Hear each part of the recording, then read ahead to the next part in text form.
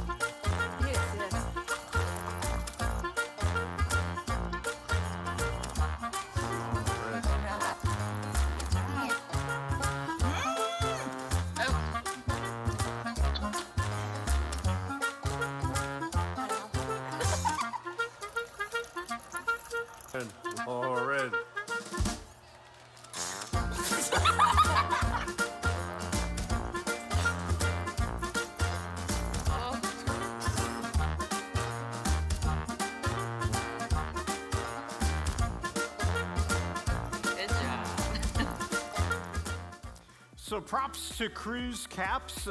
He was the most hydrated student we have. But as parents, we know we face a lot of different challenges, and most of them not nearly as goofy as this one. So we're going to be talking a little bit about that this morning as we continue our series, Parenting in the 21st Century. And whether you're a parent or not, I think there's something transferable for you that you'll take away as you leave this morning. But before we get there, we're going to sing a couple of songs together. We'll be led by Tan Smith and James David Carter, and the words will be right there in front of you on the screen. So I'd invite you to participate as soon as you're comfortable doing that. And let me pause for just a moment and say thank you to those of you who are our guests. I recognize that it's difficult to carve time out to come and to be a part of a service, especially a church, something that maybe you've not visited before. So if you're joining us here in the room, our guest service team wanted you to know how grateful we were.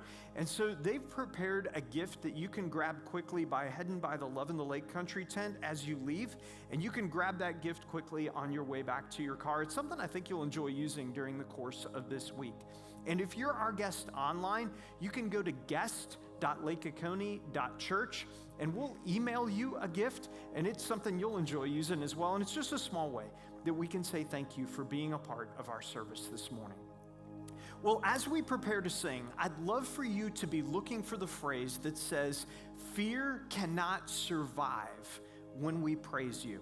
And that may be the message you need as you head into whatever this week holds. But if you would, let's stand to our feet together as we sing.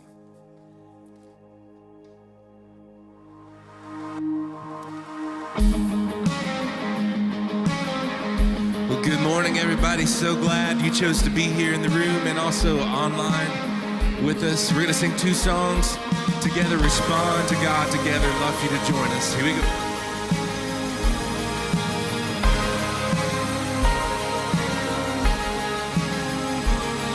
Let praise be a weapon that silences the enemy. Let praise be a weapon that conquers all anxiety. Let it rise. Let praise arise.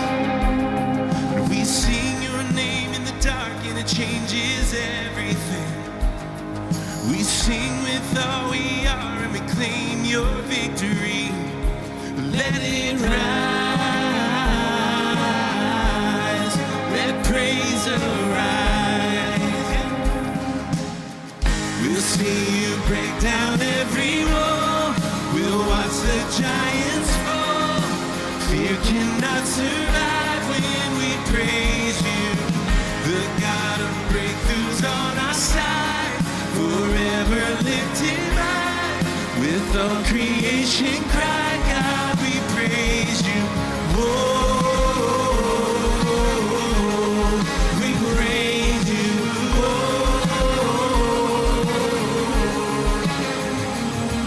let faith be the song that overcomes the raging sea. Let faith be the song that calms a storm inside of me. Let it rise. Let faith arise.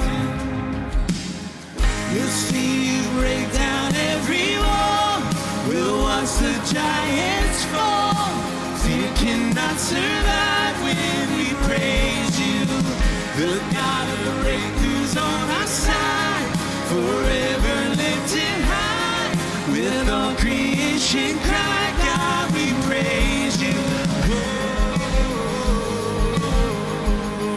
We praise you.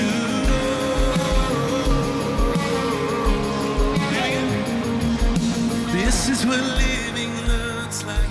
This is what freedom feels like. This is what heaven sounds like.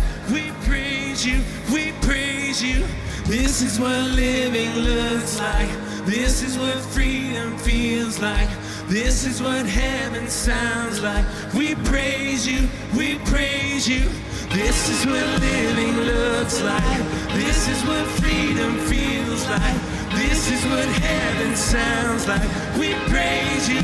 We praise you. This is what living looks like. This is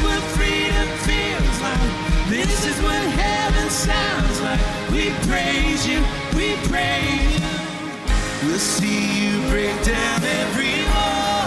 We'll watch the giants fall. Fear cannot survive when we praise you. The God of breakthroughs on our side, forever lifted high. With all creation cry, God, we praise you.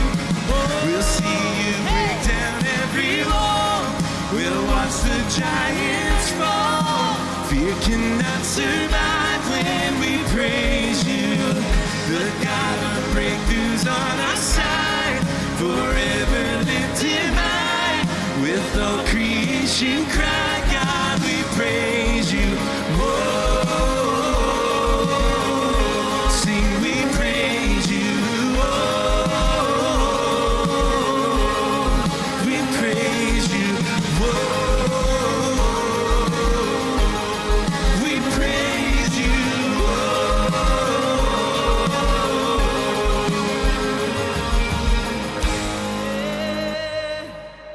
Yeah.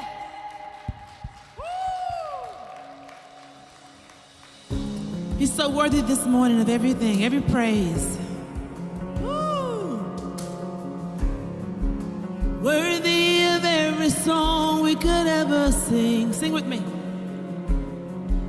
Worthy of all the praise we could ever bring. Worthy of every breath we could ever breathe. We live for you. Oh.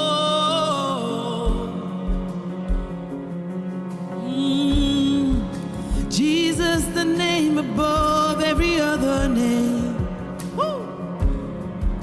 Jesus, the only one who could ever save. Worthy of every breath we could ever breathe. We live for you. Oh, oh, we live for you. And holy, there is no one like you. There is none beside you. Open up my eyes in wonder. Show me who you are and fill me with your heart and lead me in your love to those around me. Jesus, the name above every other name. Jesus, the only one who could ever save. Worthy of every breath we could ever breathe. We live for you. Oh, we live for you. Oh. And holy, there is no one like you. There is none beside you. Open up my eyes in wonder. Show me who you are and fill me with your heart and lead me in your love to those around me. Yeah. Oh,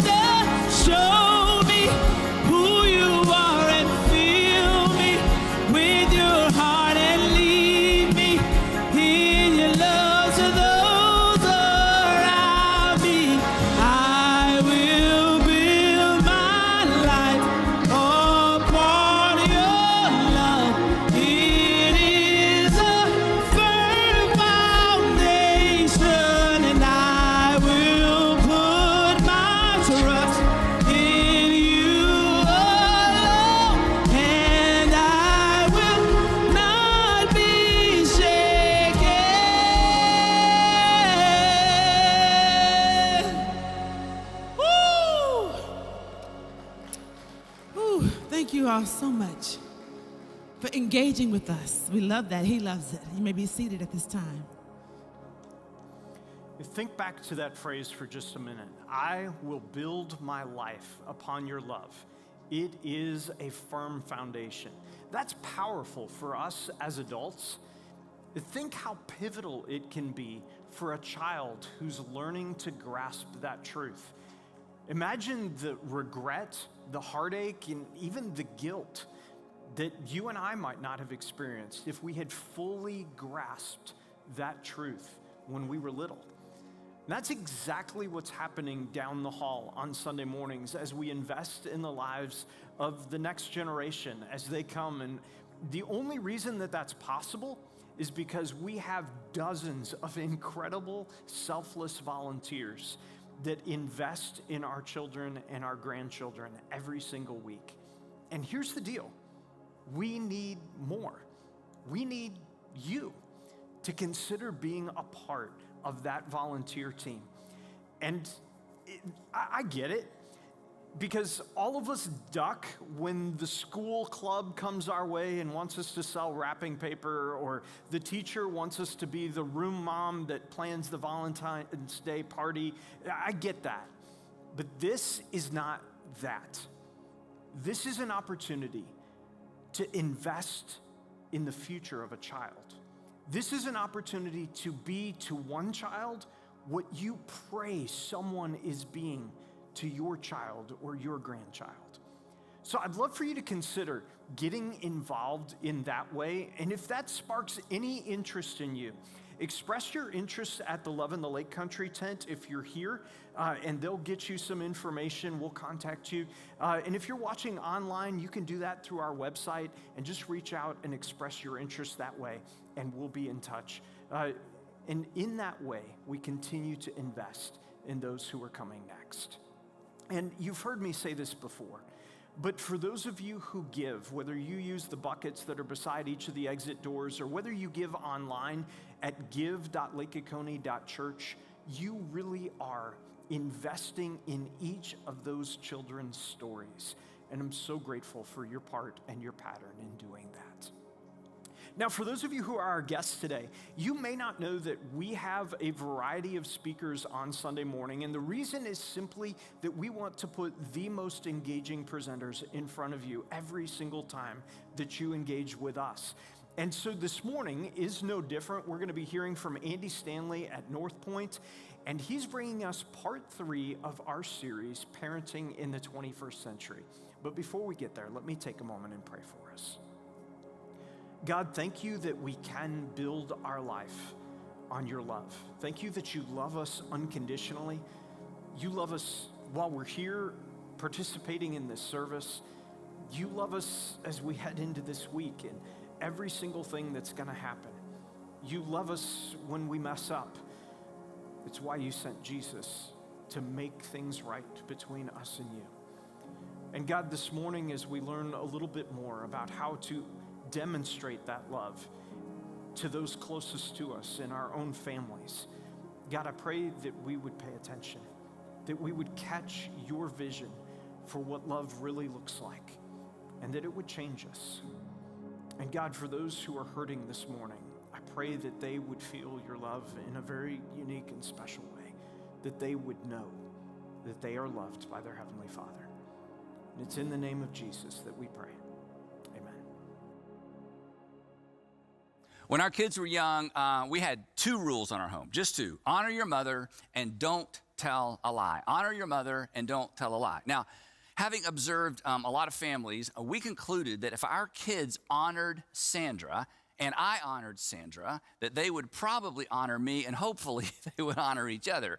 And we discovered through the years that honoring mom is like a keystone rule. It trickles down to just about everybody. And it was very important to us that our sons, Andrew and Garrett, learn how to honor and show respect to women. Rule number 2, don't tell a lie, was super important to us. As I explained to my children, we don't tell a lie because lying breaks the relationship. That was always the reason I gave for never telling a lie. We don't tell a lie because Moses told us not to tell a lie. We don't tell lies because lying breaks the relationship. And I would say to them, the worst thing that you could do, the worst thing that could happen from my perspective is for our relationship to be broken. So if our kids heard it once, they heard it 1,000 times. The worst thing you can do is tell a lie. The worst thing you can do is tell a lie. The worst thing you can do is tell a lie because lying breaks the relationship. So when Andrew, our oldest, was about 6 years old, the two of us were driving somewhere. He was in the back seat and he was thinking. I could always tell when Andrew was thinking because he would get really, really quiet. And then out of nowhere, he blurts out, "Dad, I know something worse than telling a lie." Now, he'd been in the back seat the whole time trying to come up with something that's worse than telling a lie. I mean, surely there's something worse than telling a lie. So I said, "Really, Andrew, what's worse than telling a lie?" And he said, "Worshiping the devil," which is really hard to argue with. So from that point on, we had 3 rules in our family: honor mom, don't tell a lie, and don't worship the devil.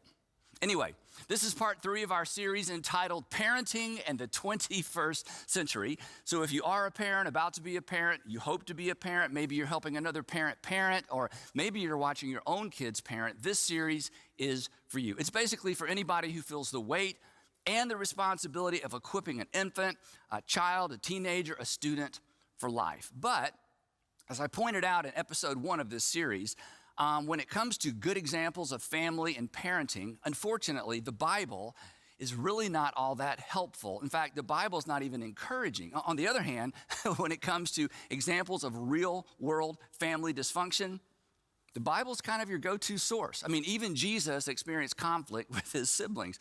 They thought he was crazy. They thought he was crazy until after the resurrection anyway. But Jesus, as we said last time, Jesus and the authors of the New Testament provide us with a foundation and applications for being great parents. And while Jesus never talked about parenting directly, he actually laid the foundation for New Testament parenting when he laid the foundation for New Testament behavior. He laid the foundation for New Testament behavior when he issued his new covenant command. He called it his new command. "A new command I give you," and here it was, to love others as Jesus or as he loved us. So the way forward for us parents is actually embedded in that one big all-encompassing command. I use the term embedded because the implications for parenting are not necessarily apparent. After all, Jesus wasn't talking specifically to parents when he commanded us to love as he loved. Fortunately, as we said last time, the Apostle Paul would come along and he would give us some handles. He would give us some love handles. Essentially, he would explain what it looks like to love. He would explain what it looks like to apply the Jesus brand of love in the real world. He would basically say, here's how love behaves. Here's how love behaves under pressure. Here's how love behaves at home. Now, in my opinion, Paul's most famous explanation of what the Jesus brand of love looks like and behaves like is actually found in his letter to Christians living in Corinth, and we call it the letter of 1 Corinthians. And last week, we began our journey through Paul's application list, but if you were with us last time, you'll remember we only got 3 words in. Love is patient. We got stuck there because, well, let's face it, oftentimes parenting falls apart right there with patience, right? But Paul has a lot more to say in this chapter that pertains directly to parenting. So here we go. Love is patient. Up next, love is kind. Now, the term kind sounds a little soft. It might even sound weak, but kindness is actually an expression of strength. In fact, unkindness is weakness. Unkindness actually demonstrates a lack of self-control. If you are unkind, you have lost control of yourself. Something else is controlling you. Unkindness demonstrates a lack of self-awareness. Unkind people, they don't even know they're unkind. I've shared this definition with you before, but honestly, I think it's more relevant in a discussion on parenting than anywhere else. Kindness, this is so important. Kindness is choosing to loan someone your strength rather than reminding them of their weakness. It's loaning someone your strength rather than reminding them of their weakness. Now, parents, here's the thing. Your children already know where and when they failed. They do not need to be reminded, especially by you. Mom, your words weigh 100 pounds. And Dad, our words, they weigh 500 pounds. And I'm not sure why, but they just do. So loan your children your strength and let the world remind them of their weakness. Let the world remind them of their shortcomings. Like you, they wake up every single day wondering if they measure up, if they've got what it takes. Every day the world they live in makes them doubt themselves. When they fail, when they fall short, when they don't measure up, when they mess up, find a way, this is so important, find a way to side with them, not against them. Loan them your strength. When I got my first traffic ticket, I was 16 years old, and I was driving home from school in my mom's beige four-door Catalina, a spectacularly unimpressive vehicle. And when I got the ticket, of course, I was so afraid to tell my dad. And when I told him, he certainly wasn't happy, but he did not remind me of what I already knew. Instead, and he didn't have this terminology, but instead he loaned me his strength. It's why I still remember this story. He didn't bail me out.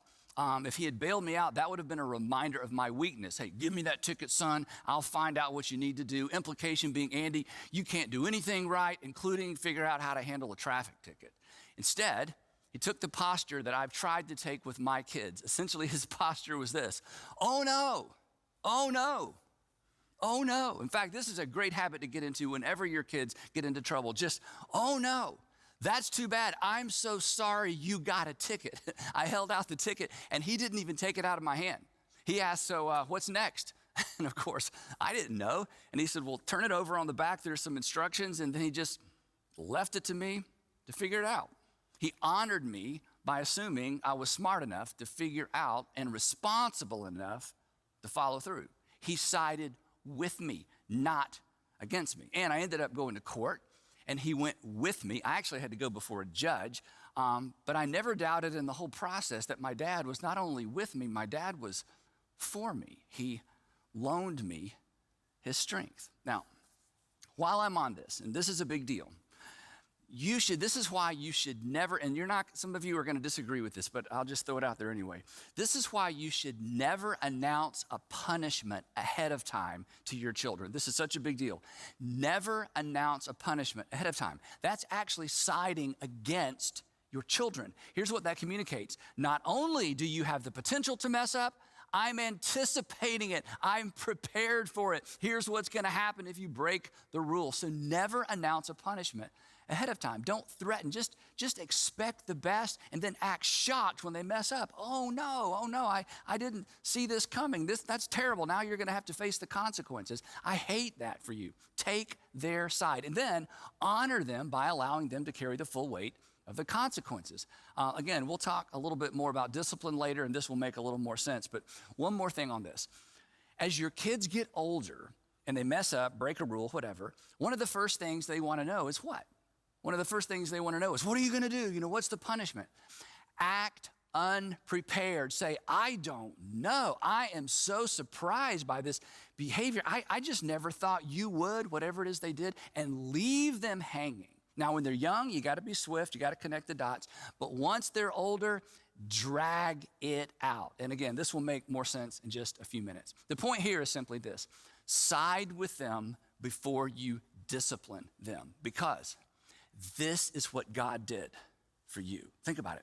If you're a Christian, a Jesus follower, while you were still a sinner, God said, what? You're a sinner? No. While you were still a sinner, Christ sided with you. He died for you. He loaned you his strength. He did for you what you could not do for yourself. So, quick question before we move on. What is your go-to response? What is your go-to response to weakness in your children? Think about this. What is your natural reaction? What is it you say? How do you respond? What is your go-to response when you sense weakness or failure in your children? Do you side with them? Or more specifically, do they feel as if you side with them?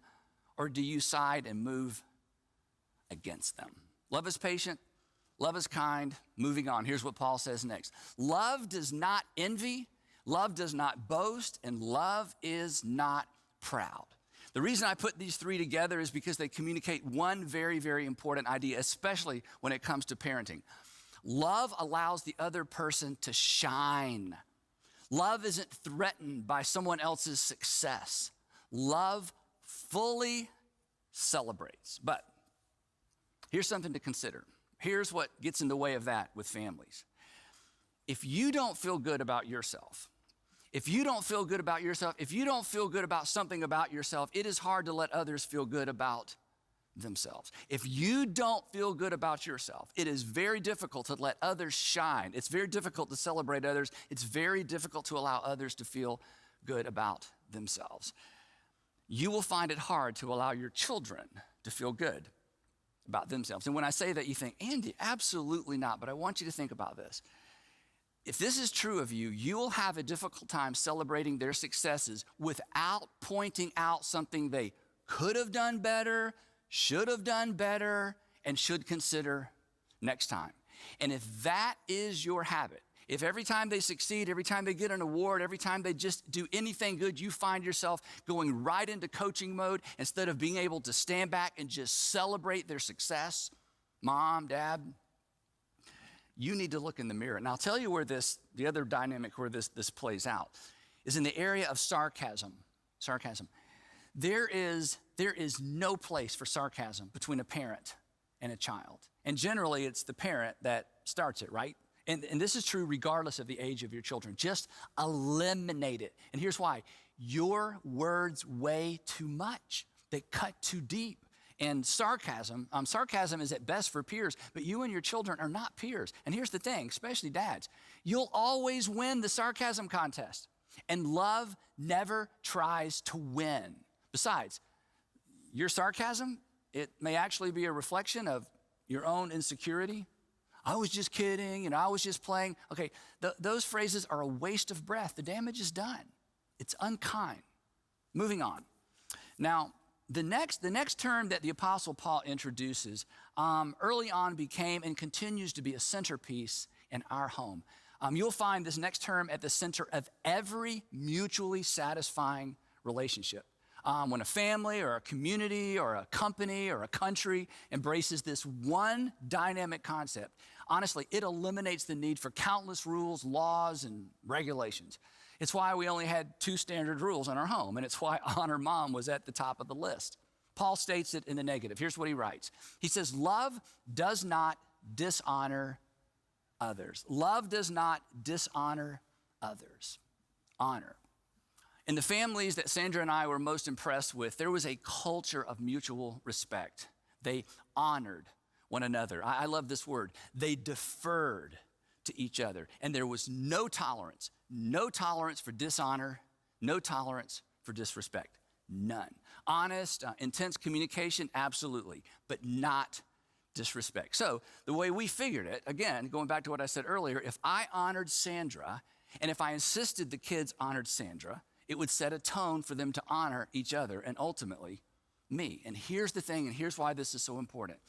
Honor is superior to obedience. Honor is superior to obedience. If your goal raising your kids is simply obedience, you are selling your kids short. You are parenting to the lowest common denominator.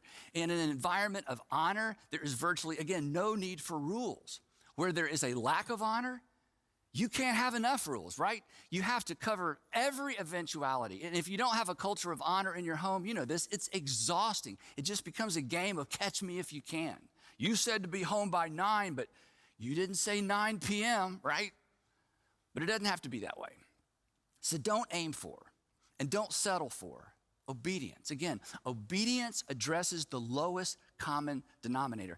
Obedience is really an answer to the question, what is the least I can do without getting into trouble, without suffering any consequences? Besides, you know this, obedience isn't at the heart of every mutually satisfying relationship, but honor always is. In fact, obedience isn't even a factor in a mutually satisfying relationship, but honor always is.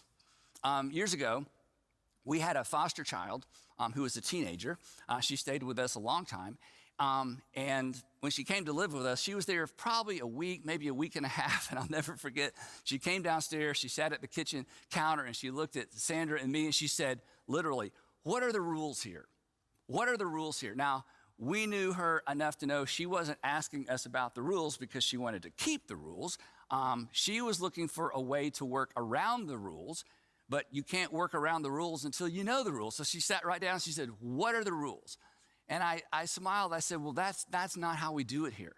And I literally got a 3x5 card, and I wrote the word honor on it, and I slid it across the counter, and I said, "This is how we do it here." And she rolled her eyes, and she went back upstairs. Because, like a lot of people, like our kids to some extent, she really wanted to know, how low can I go? She was looking for a loophole. She was looking for workarounds. But there are no loopholes and there are no workarounds with honor. But here's the thing, and here's why I'm spending so much time on it. Honor, or learning how to honor another person, is not intuitive. It doesn't come naturally because it actually strikes at the heart of our self-centeredness, because it demands we put someone else ahead of ourselves. In fact, the Apostle Paul, in another letter, comes right out and says as much. In his letter to Christians living in Rome, he writes this statement. It's so powerful. He says, "Christians, or Jesus followers, be devoted to one another in love. Honor one another," and here it is, here's the rub, here's the tension. "Honor one another above yourselves." In other words, put others first. Not because they deserve to be put first, but because as a Jesus follower, you are celebrating the fact that God put you first when he allowed his son to get up under the weight of your sin. So model it, teach it, and expect it. And early on, look for ways to build honoring behavior into the rhythm of your family life. When our kids were super young and there were, toys everywhere in the house, Sandra would have the kids straighten things up before I got home in the afternoons, because she knew how much I loved order and I didn't like to walk into chaos, just kind of my personality. But here's what she didn't say. She didn't say, "Kids, we need to clean up, your dad's coming home and we don't want him to be in a bad mood." What she said was this. She taught them that. She said, "Daddy's coming home, so let's make it nice for him." She was teaching them what to do. She was teaching them the value of honor. We're going to honor your father by creating an environment that we know that he will enjoy. And here's the interesting thing. For many years, I didn't even know she was doing that. In fact, the way I found out is I overheard her explaining this habit that she developed to some other moms. Another way that we develop the rhythm or the habit of honor in our home is at dinner time, I, along with our kids, would stand, in fact, we still do this, would stand behind our chairs and we wait until Sandra is seated. Otherwise, as soon as the food shows up, well, you've been there, right? Especially with little kids. And having everyone stand behind their chair and wait was a way of putting Sandra first. It was honoring their mother. It wasn't simply being obedient to their mom. This was part of the rhythm of our family. It illustrated our honor for Sandra. And then when they were in middle school and high school, and they would have friends over for dinner, it was kind of funny. The friends, as soon as Sandra would say, "Hey, dinner's ready," the friends would come over to the table and they would just plop down in their chairs.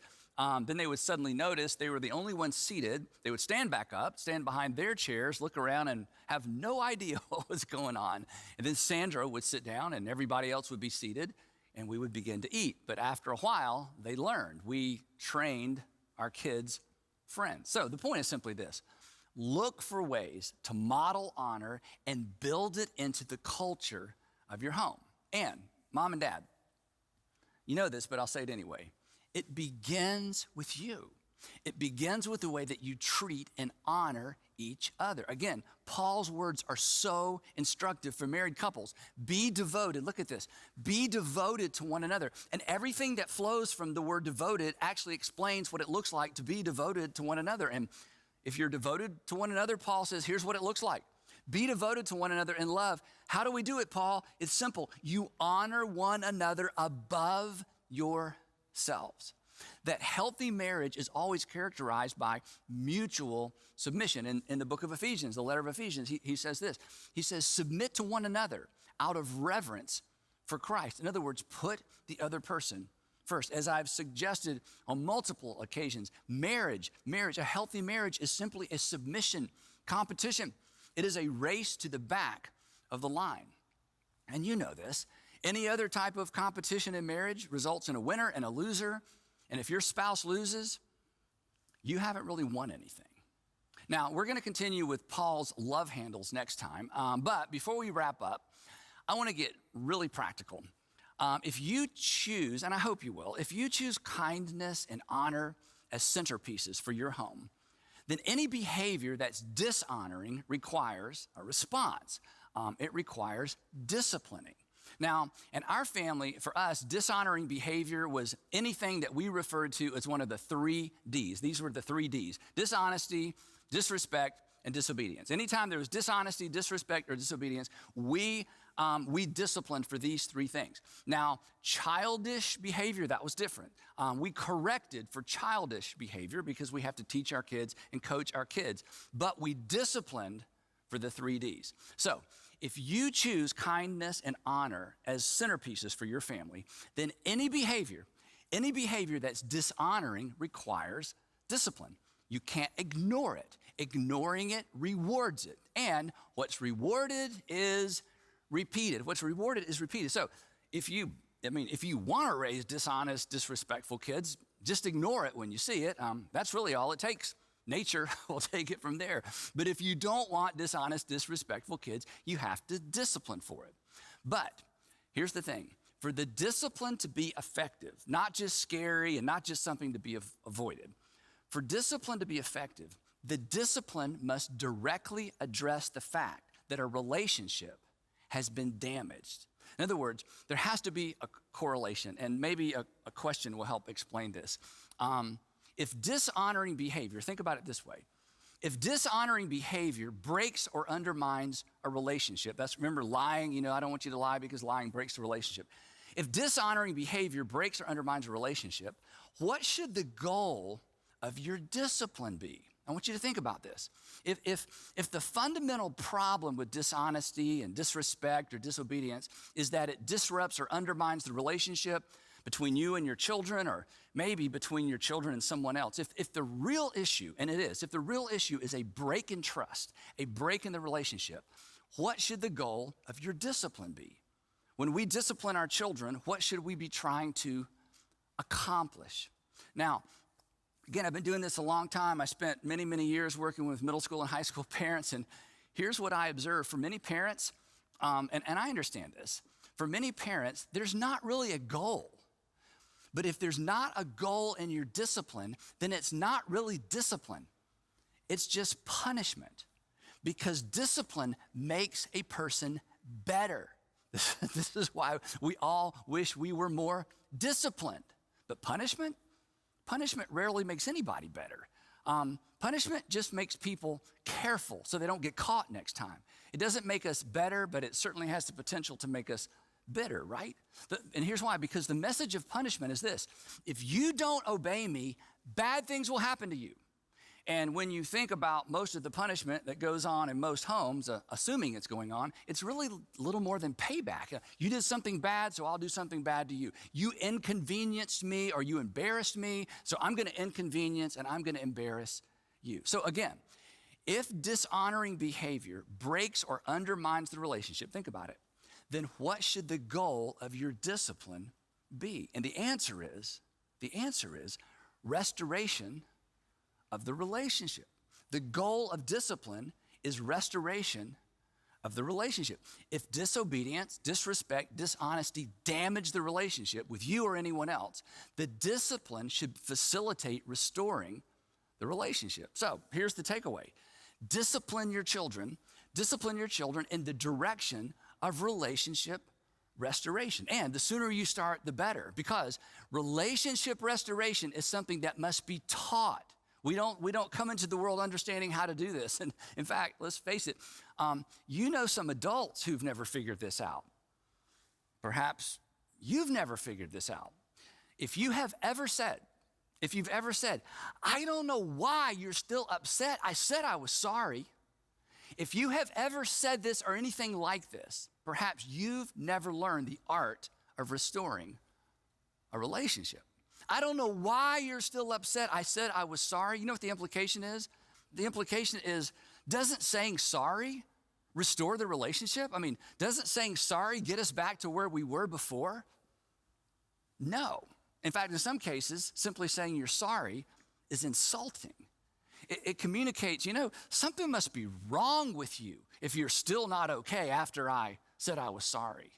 Now, the fact that so many parents don't understand this explains, honestly, I think why so many parents are so ineffective with their discipline. They punish. It's just a standalone event. There's no goal and there's no lasting outcome, and nobody is better and nobody is better off. And I think, too, it's why there's such little creativity in parental discipline. Parents just take things away. Maybe this is your habit. They put their kids in timeout. When they're older, they just put them on restriction and ground them. None of which has anything to do with restoring a broken relationship. Jimmy mouthed off to me, so I took his PlayStation away for a week. Really? Well, how's the relationship going? Well, he hates me. Taking stuff away should be a last resort because nobody learns anything. They just try harder not to get caught next time. Now, if you're tracking along with me, you may be thinking, and I hope you're thinking, okay, Andy, I get it, but how? What does it look like? What do I do? And I'm going to give you 2 examples in a minute. But here's the thing. You are smart enough to figure this out. Once you recognize, and this is so important, this is important in your marriage, this is important raising your kids, this is important for your kids to understand, this is important in every relationship. At the heart of every transgression is a damaged relationship. At the heart of every transgression, I know this is kind of, a big, somewhat of a Bible word. At the heart of any act of dishonesty or disrespect, at the heart of every transgression, something hasn't just happened. At the heart, at the epicenter of what happened is a damaged relationship. Consequently, the discipline must in some way restore the relationship. Otherwise, it's not discipline. It's just behavior modification. If it involves someone outside your family, the relationship may never be completely restored because the other party may not be interested in having a relationship with you or your kids. But even in a situation like that, you still need to coach your kids in the art, it is an art, of building a relational bridge, especially if they participated in tearing it down to begin with. Now, this really is not as difficult as it may seem. In fact, as soon as your kids could talk, you probably taught them to apologize. I mean, I certainly hope so. An apology is part of relationship restoration. Here's a little tip on apologies. Require your children to apologize in complete sentences. Sorry is not a complete sentence. Sorry is a sorry excuse for an apology. They've got to own it, so they need a pronoun. I'm sorry. I said this so many times to our kids growing up, especially when I forced them to apologize to each other. All right, tell her you're sorry. Sorry, no.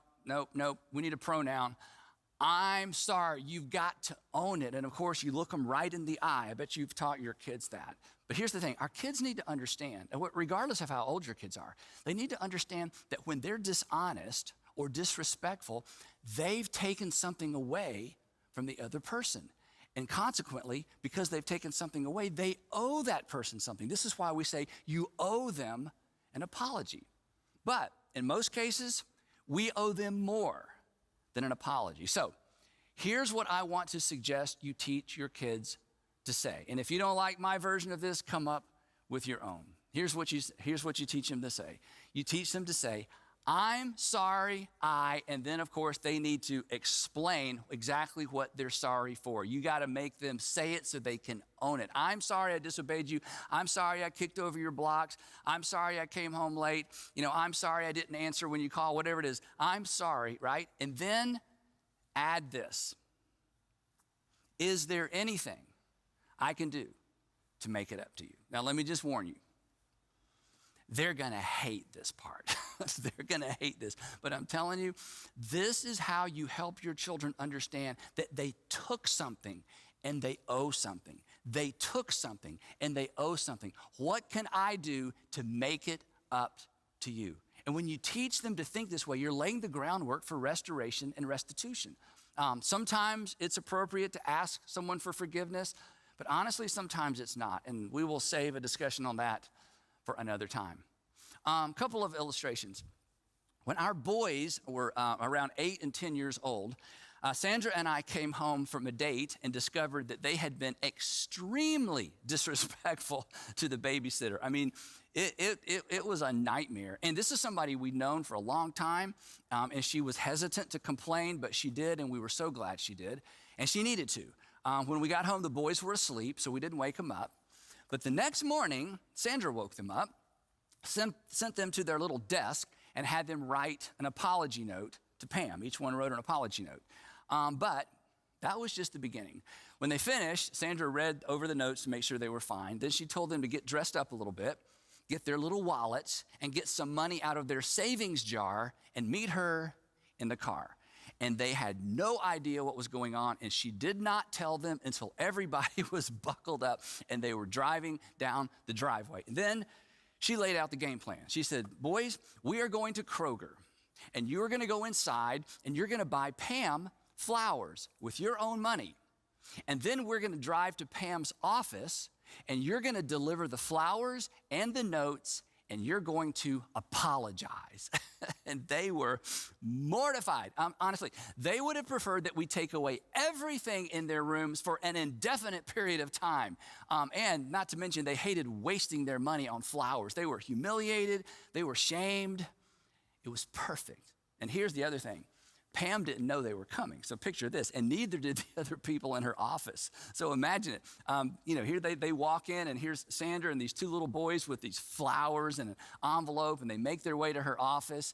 And of course, she was in tears, and Sandra was standing behind them. They'd rehearsed in the car exactly what they're going to say. They're not just going to say sorry. They're going to say, I'm sorry. And then they are going to elaborate on exactly what they were sorry for. It was wonderful. It was terrible. It was perfect. But when all was said and done, and when all was said and paid for, the relationship was restored. Sandra disciplined them in the direction of relationship restoration. Now, granted, because I know what some of you moms are thinking, that took a lot of time. Of course it did. It was time consuming. It required some creativity.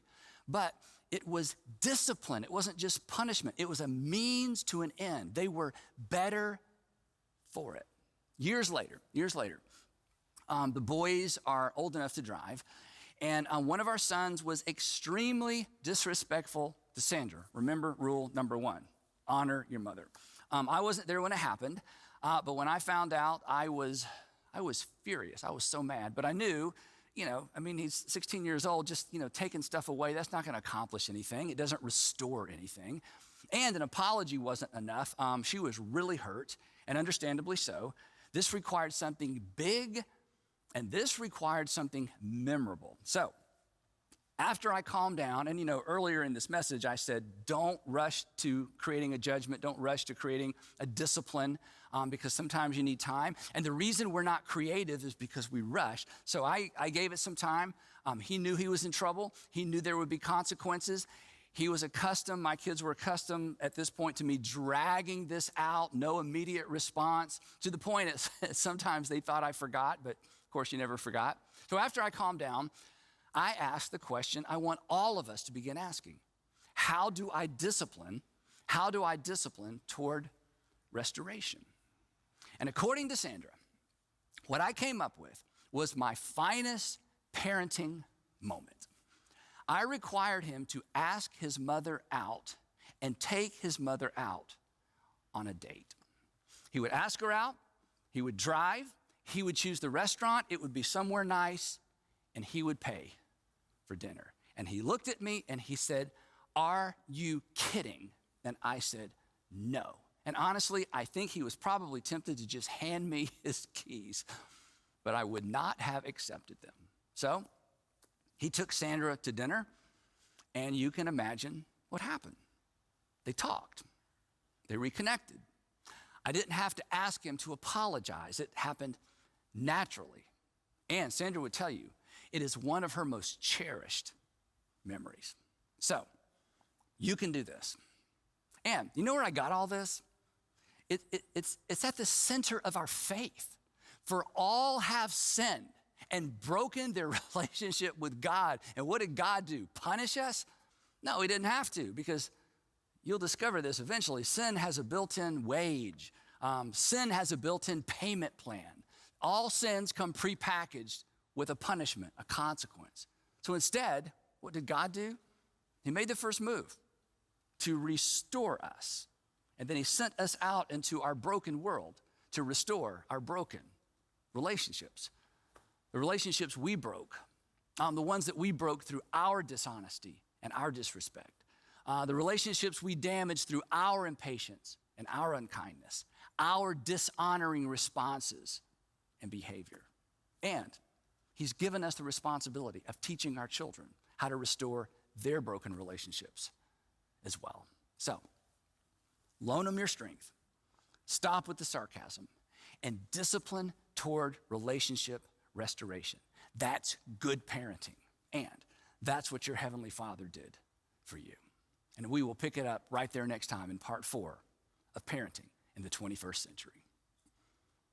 Now, as always, we want you to keep the conversation going. So here are 3 questions designed to help you do just that. Question number 1, were your parents more inclined to loan you their strength or perhaps remind you of your weakness? Number 2, growing up, would you say your home was characterized by mutual respect and honor? And then number 3, I would love for you to look up Hebrews chapter 12, verse 11.